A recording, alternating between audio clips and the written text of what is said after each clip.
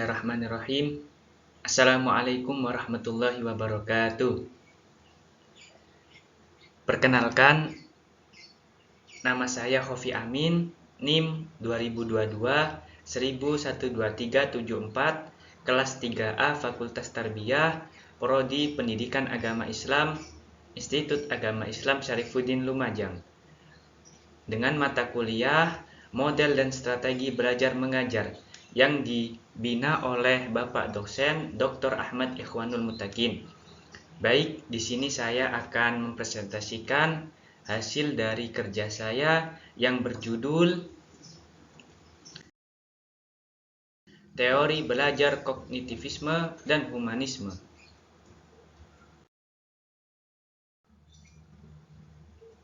Apa itu pengertian dari teori belajar? Teori belajar adalah sebuah kerangka pemikiran mengenai bagaimana seseorang memperoleh, memproses, dan mengingat informasi. Teori belajar ini mempengaruhi cara belajar dan belajar. Tokoh utama dalam teori kognitivisme. Yang pertama, Jean Piaget. Seorang psikolog yang mengembangkan teori perkembangan kognitif anak. Menurut teori kognitivisme yang dikemukakan oleh Jean Piaget, belajar adalah sebuah proses mental di mana individu membangun pengetahuannya melalui kognisi seperti memperhatikan, memproses, mengingat, dan memecahkan masalah. Teori ini menekankan pada peran pemrosesan informasi dalam belajar. Menurut teori ini, belajar terjadi ketika individu memproses informasi yang diterima dari lingkungan dan mengorganisasikan dalam bentuk skema dan pola pikir.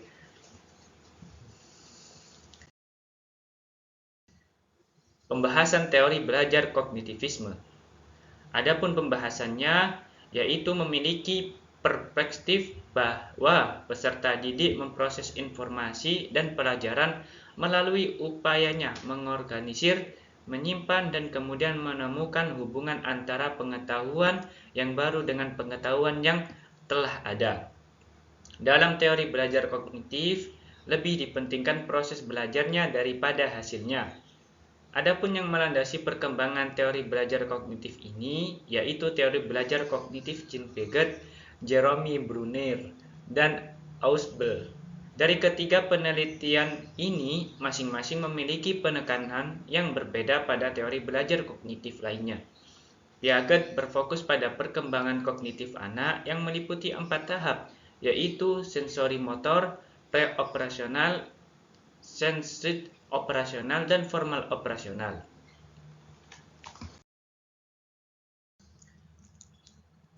Sementara itu, Ausubel menekankan pada aspek pengelolaan atau organizer yang memiliki pengaruh utama terhadap belajar.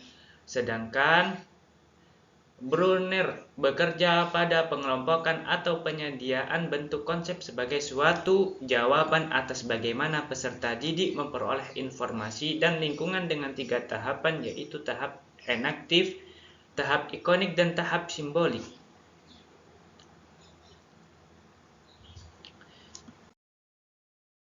Contoh penerapan dalam teori belajar kognitivisme. Yang pertama ada tes personalitas, yaitu saat seseorang mengerjakan tes personalitas, mereka menggunakan kemampuan kognitif untuk memahami dan menyelesaikan soal tes. Yang kedua, belajar bersama. Ketika pelajaran belajar materi bersama, mereka berkesempatan untuk bertukar informasi dan pemikiran, sehingga dapat meningkatkan pemahaman tentang materi yang dipelajarinya. Yang ketiga, memahami self-regulation. Self-regulation atau kemampuan mengatur diri memberikan manfaat kepada teman sekelas dalam menyelesaikan tugas sekolah dengan baik. Pembahasan teori belajar humanisme. Yang pertama yaitu dari Abraham Maslow, seorang psikolog yang mengembangkan teori hierarchy of needs atau hierarki kebutuhan manusia. Menurutnya, teori belajar humanisme menempatkan individu sebagai pusat belajar. Jadi, individu mempunyai kekuatan pribadi untuk mencapai potensinya, sehingga guru harus merangsang kognisi siswa dalam belajar mandiri. Teori ini menekankan pada pentingnya memahami individu secara keseluruhan, termasuk aspek psikologis, emosional, dan spiritual. Menurut teori ini, belajar terjadi ketika individu merasa terlibat secara penuh dalam proses pembelajaran dan memiliki kontrol atas pengalaman belajar mereka. Dalam teori belajar humanistik, proses belajar harus berhulu dan bermuara pada diri peserta didik itu sendiri.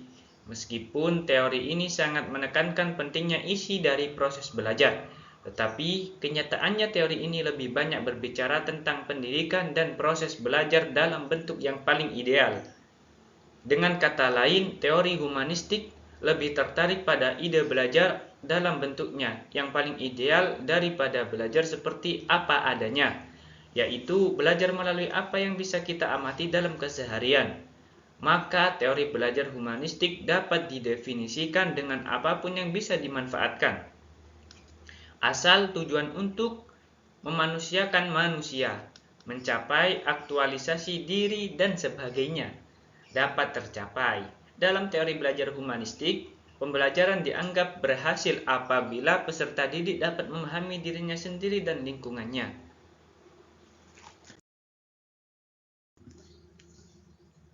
Contoh penerapan teori belajar humanisme.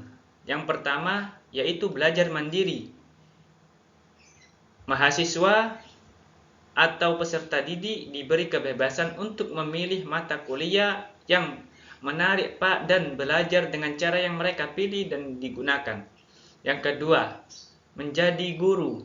Pendidik yang menganut teori humanisme memberikan penghargaan pada guru sebagai pengajar dan pembelajar. Yang ketiga, pendekatan individual.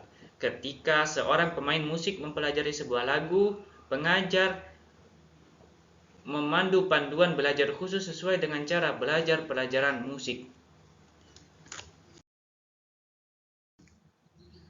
Perbandingan antara kognitivisme dan humanisme.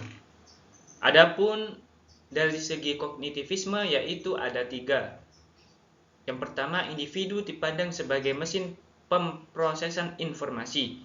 2. Belajar melalui pengamatan, memori, dan pengolahan informasi. 3. Guru sebagai pemilik pengetahuan. Kemudian kepada humanisme, yaitu ada 3. Yang pertama, individu dipandang sebagai pribadi yang memiliki kekuatan untuk mencapai potensi mereka sendiri. 2. Belajar melalui pengalaman, pemecahan masalah, self-motivasi, dan kecemasan. Yang ketiga, guru sebagai pelatih. Langkah-langkah pembelajaran menurut teori belajar kognitif dan humanistik. Pada teori belajar kognitif ada langkah-langkahnya. Yang pertama, menentukan topik-topik yang akan dibahas peserta didik, misalnya penelitian, memecahkan masalah, diskusi, simulasi, dan sebagainya.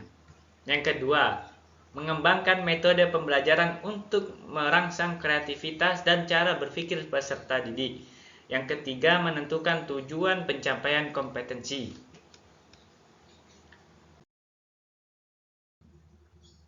Kemudian teori belajar humanistik. Langkah-langkahnya yang pertama, mengidentifikasi topik-topik pembelajaran yang memungkinkan peserta didik secara aktif melibatkan diri atau mengalami dalam belajar. Yang kedua, merancang fasilitas belajar seperti pengadaan lingkungan kelas yang kondusif dan media pembelajaran. Yang ketiga, membimbing peserta didik belajar secara aktif.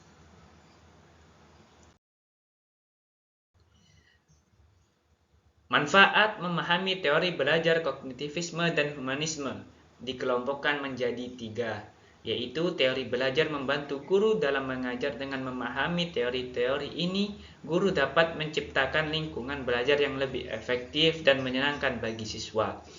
Yang kedua, memahami perkembangan anak, yaitu perkembangan kognitif atau hierarki kebutuhan manusia memiliki peranan penting untuk memahami kebutuhan siswa dalam belajar. Yang ketiga, meningkatkan prestasi siswa, yaitu dengan memahami potensi siswa, guru dapat mempertajam strategi pembelajaran siswa sesuai dengan karakteristik dan individu masing-masing.